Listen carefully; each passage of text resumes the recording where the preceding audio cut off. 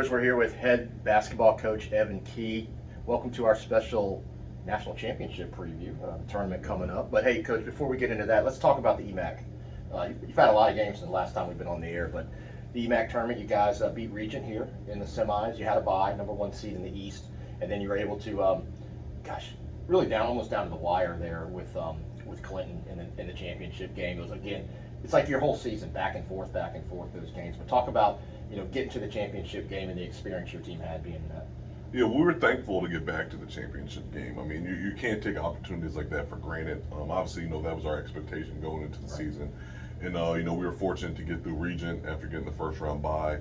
And we made it to the finals, and we played Clinton for a third time. We had just played them the previous Saturday. And, they're a really good team. I mean, there's a reason why they have the record that they do and why they're ranked number 2 in the USCAA. So we knew we were going to have to, play probably a really good basketball game. And we did probably for 80% of the game. And I thought the first half was really back and forth. It was like a heavyweight fight. And then the second half, I thought we had a chance to extend our lead a little bit. We were up 4. I thought we should have been probably up 10-12. And we had just we made some mistakes, and we had some weird things happen, like a dunk rattle in and out. We had that offensive goaltend and a couple bad turnovers. And then when they made their run, the kind of the course of the game changed a little bit. So it's disappointing because we kind of controlled a good portion of that game, but that's life and that's basketball. We made some mistakes and they capitalized and they made their free throws and ended up winning. Now you right before the semifinal game, you found out you were the 6th seed in the national tournament. How does that game at Clinton, again going up against the 2 seed, and have been 1 and 2 in the country most of the year? How does that game prepare you guys as you go in to play Richard Bland on Monday? At Richard Bland. I'm sorry, you're playing Bryant Stratton-Buffalo at Richard Bland on Monday.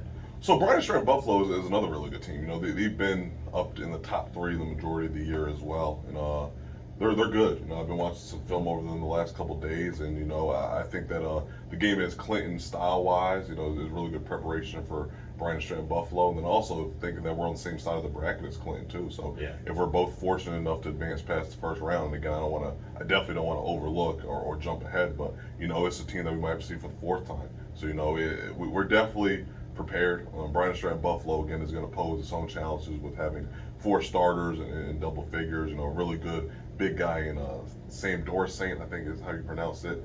Is 6'6", do it all, inside out forward. So we're gonna have our hands full. But we're up for the challenge, and we think that we're just as talented and as good as anyone else in the tournament. So we're gonna see how things go. And let's go back to the EMAC a little bit. They also just announced the all-conference team. Corey, we talked about Corey all year, 1,000-point scorer, single game assist record. But talk about that, him being named to the all-conference team and what that means for him as a senior too. Well, it's a huge accomplishment, Chris. I mean, they only named 5 guys to the all-conference team. In the past, we've got a first and a second team. This year, it was just a first team, and it was just 5 players. So you got to think, there's Kevin Fletcher, Devin Campbell, Cameron Shannon.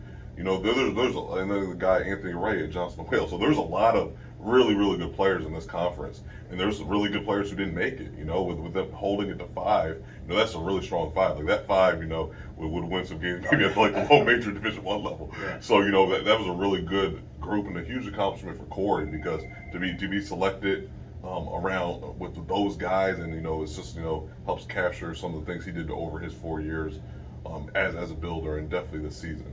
Yeah, you talk about that because you think of Marion Moore, but again, you're right. You look at that team; they're strong. And okay, so you guys a week off to prepare for Bryant Stratton-Buffalo.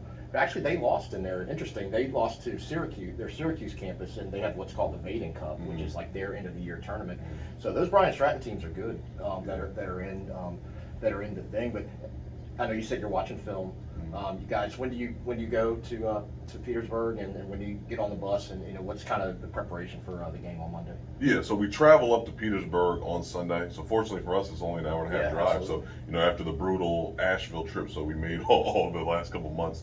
Now we're going to go an hour and a half up the road. We're going to practice at Richard Bland Sunday. We'll have we'll pick up some packets, some information, some things of that nature. The award show this year is going to be virtual, so we'll watch that as a group.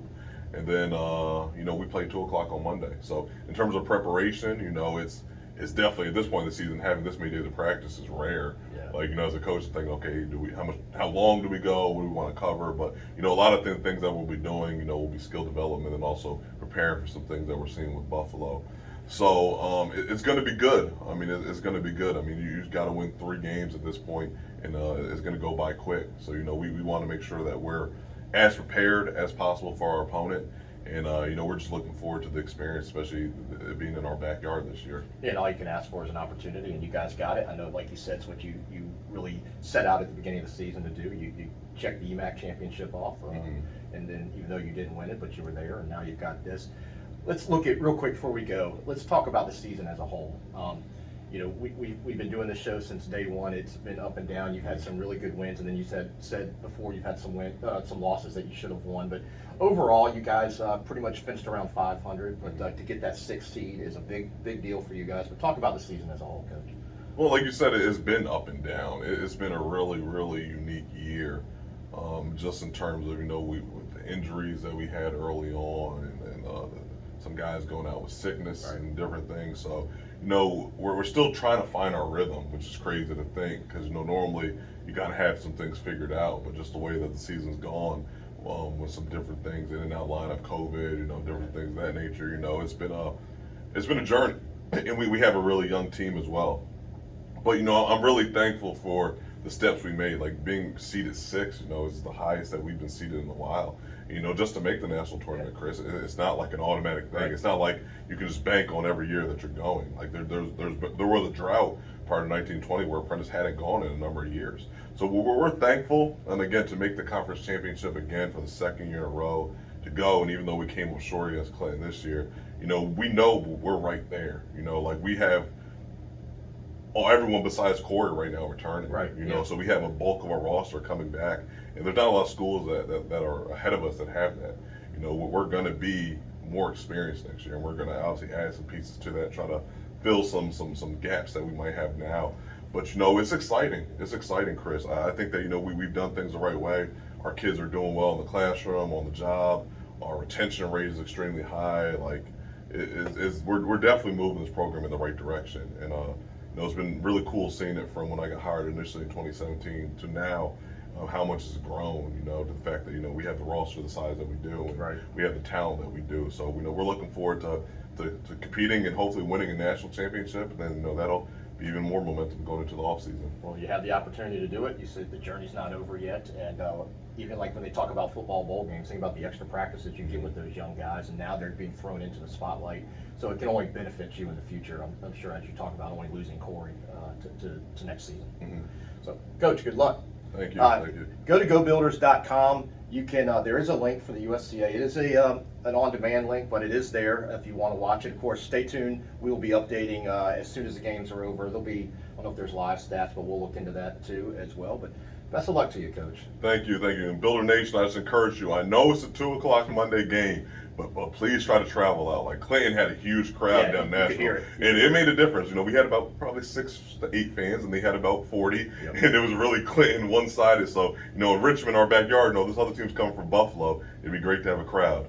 Yeah, listen to Coach. Be there. It's an easy drive, and I'm sure there's some alumni and people around that area too. Best of luck to you, Coach. Thank you. Go Builders. Go Builders.